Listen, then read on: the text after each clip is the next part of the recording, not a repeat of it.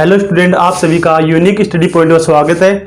आज हम साइंस का नई वीडियो लेकर आए हैं। उस टॉपिक का नाम है प्लांट किंगडम। चलो आज इसके बारे में बात करते हैं कि सबसे पहले ये देखते हैं कि ये प्लांट किंगडम होता क्या है। कि अपन जैसे कक्षा 11 से लेके पीजी तक जब पढ़ाई करते हैं तो तब से लेके यह हमेशा हमें हमारा पीछा नहीं छोड़ता। तो सबसे पहले हमारे को यह पता होना चाहिए कि ये जो प्लांट किंगडम है ये होता क्या है। कि इसके लिए क्या एक साइंटिस्ट था, आइकलर। इन्होंने क्या किया कि जो पादप जगत है, इस पादप जगत को मुख्य रूप से दो ग्रुप में विभाजित किया। एक ग्रुप था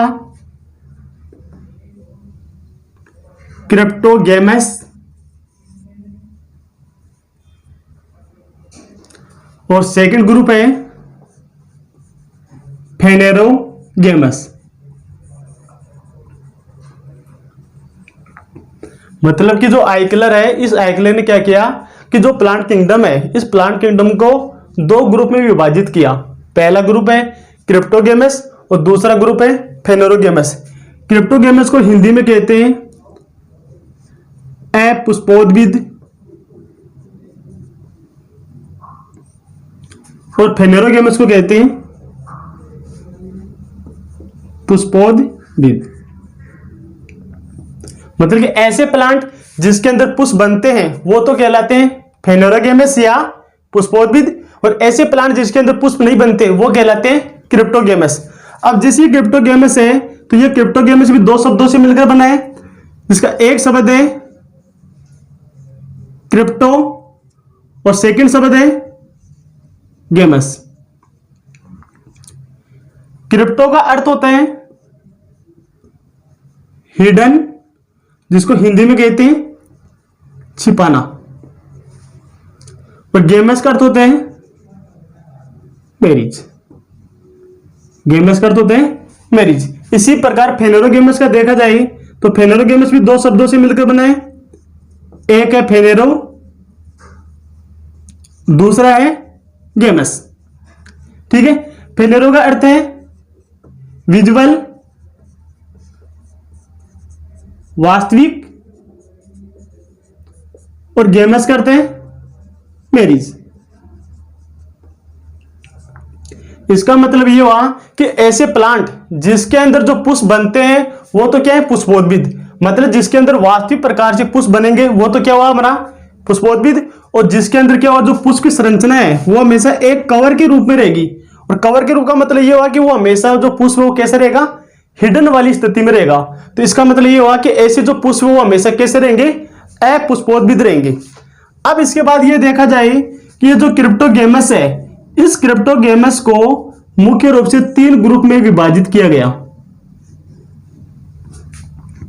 मतलब क्रिप्टोगेमस को भी कितने ग्रुप में, तीन ग्रुप में विभाजित किया गया। ठीक है। पहला ग्रुप है थैलोफाइटा, दूसरा ग्रुप है ब्रायोफाइटा और तीसरा ग्रुप है टेरिडोफाइटा। ठीक है। अब इसमें देखते हैं कि जो थैलोफाइटा है, इसका मतलब ये हुआ कि इस प्लांट की जो स्ट्रक्चर है वो थैलस जैसी होती है, तो इसी वजह से इनको कहा जाता है थैलोफाइटा। अब इसमें यह देखा जाता है जो थैलोफाइटा है यह शब्द किसने दिया, तो यह शब्द दिया था सबसे पहले एंड लीचर।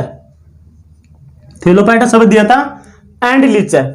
और जो ब्रायोफाइटा है यह भी दो शब्दों से मिलकर बना है, एक है ब्रायोस और एक है फाइटा।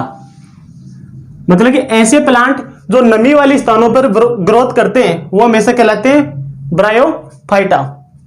ठीक है। इसी प्रकार यह देखा जाएगा ब्रायोफाइटा शब्द किसने दिया, तो यह दिया था सबसे पहले ब्राउन या ब्राउन, दोनों से यहां पे ब्राउन भी हो सकता है या फिर ब्राउन। ठीक है। इसी प्रकार टेरिडोफाइटा देखा जाए तो यह भी दो शब्दों से मिलकर बना है, एक है टेरोन और एक है फाइटा। टेरोन का अर्थ होते हैं फीतर और फाइटा करते हैं प्लांट। फीतर को हिंदी में कहा जाता है पंख, तो ऐसे प्लांट जिनकी जो पत्तियां है वो हमेशा कैसे रहेगी, पंख समान, इसी वजह से इनको कहा जाता है टेरिडोफाइटा। ठीक है, हमारे पास 3 ग्रुप कंप्लीट हो गए, थैलोफाइटा, ब्रायोफाइटा, टेरिडोफाइटा। आप इसको ऐसे भी याद कर सकते हैं कि जो थैलस है वो थैले जैसी संरचना है, थैलोफाइटा मतलब थैलस, ब्रायोफाइटा ब्रायो, और टेरिडोफाइटा टेरिडो। ठीक है, अब इसके बाद ये देखा जाता है कि जो थैलोफाइटा है इसके अंदर भी इसको 3 भागों में विभाजित किया गया। पहला ग्रुप है बैक्टीरिया, दूसरा ग्रुप है एल्गी, तीसरा ग्रुप है फंजाई। तो पहला है बैक्टीरिया, बैक्टीरिया को हिंदी में कहते हैं जीवाणु। दूसरा एल्गी, एल्गी को कहते हैं शैवाल, और फंजाई को कहते हैं कवक। ठीक है, इसी प्रकार नेक्स्ट बात करते हैं अपन फेनेरोगेमस की।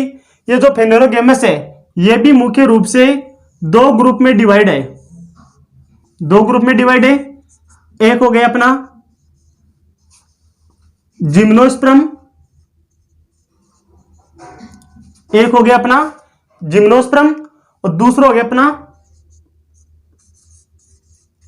एंजियोस्पर्म।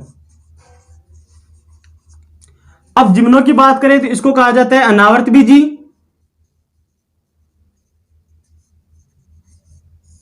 और इसको कहा जाता है आवर्त बीजी।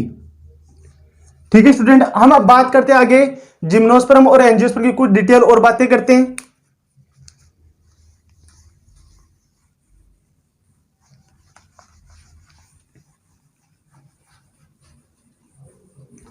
अब इसमें देखना, सबसे पहले एक तो हमारे पास है जिम्नोस्पर्म, एक हमारे पास है एंजियोस्पर्म, एक हमारे पास है एंजियोस्पर्म। ठीक है, तो ये जो जिम्नोस्पर्म है ये भी 2 शब्दों से मिलकर बना है। एक हो गया जिम्नोस, एक हो गया जिम्नो, और दूसरा हो गया स्पर्मा। जिम्नो का अर्थ होता है नेक्ड या नगन या फिर अनावर्त। दूसरा होता है स्पर्मा, स्पर्मा का अर्थ होता है सीड या बीज। इसी प्रकार एंजियोस्पर्म भी 2 शब्दों से मिलकर बना है। एक हो गया एंजियो, एक हो गया स्पर्मा। एंजियो का अर्थ है विजुअल या वास्तविक, और स्पर्मा का अर्थ होता है सीड।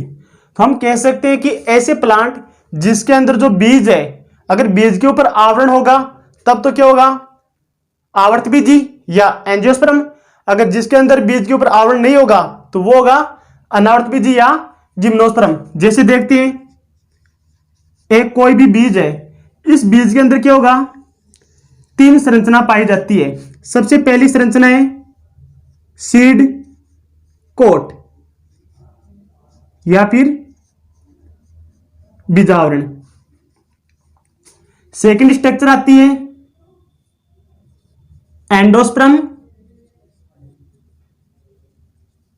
या फिर भ्रूण पोष, और तीसरी स्ट्रक्चर आती है एम्ब्रियो, भ्रूण। तो एक सीड के अंदर कितनी संरचना हो गई, एक सीड के अंदर 3 संरचना हो गई। एक तो हो गया सीड कोट, एक हो गया एंडोस्पर्म, और एक हो गया एम्ब्रियो। अब इसमें देखते हैं कि जो सीड कोट है ये कहां पाए जाते हैं। ये सीड के सबसे बाहर की तरफ होता है, सीड कोट सबसे बाहर की तरफ होता है सीड कोट, और उसके अंदर वाली जो संरचना है, ये वाली जो संरचना है जो लिक्विड पोजीशन में पाई जाती है, लिक्विड पोजीशन में, वो हमारा होता है एंडोस्पर्म। और उसके बाद सेंटर की तरफ देखा जाए तो सेंटर की तरफ होता है एम्ब्रियो। अब इन तीनों में क्या होता है कि जो सीड कोट है वो तो क्या करेगा, इस बीज की प्रोटेक्शन करेगा, और जो लिक्विड पोजीशन है वो क्या करेगा, इस एम्ब्रियो को न्यूट्रिशन देने का कार्य करता है। तो इसमें क्या होता है, जो जिम्नोस्पर्म है इसमें जो बाहर वाला आवरण है सीड कोट ये एब्सेंट होता है, इसी वजह से इनको कहा जाता है जिम्नोस्पर्म। जबकि एंजियोस्पर्म में क्या होता है, ये जो बाहर का सीड कोट है ये प्रेजेंट होता है, इसी वजह से इनको कहा जाता है आवर्तबीजी। ठीक है, इसके अलावा कुछ टॉपिक और इससे रिलेटेड है, उनके बारे में बात करते हैं अपन।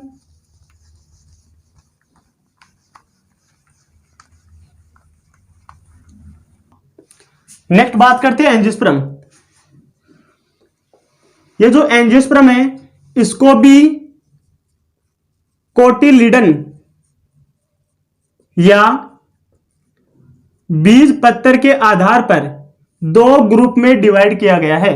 पहला ग्रुप अपना मोनोकोट, दूसरा ग्रुप है डाइकोट।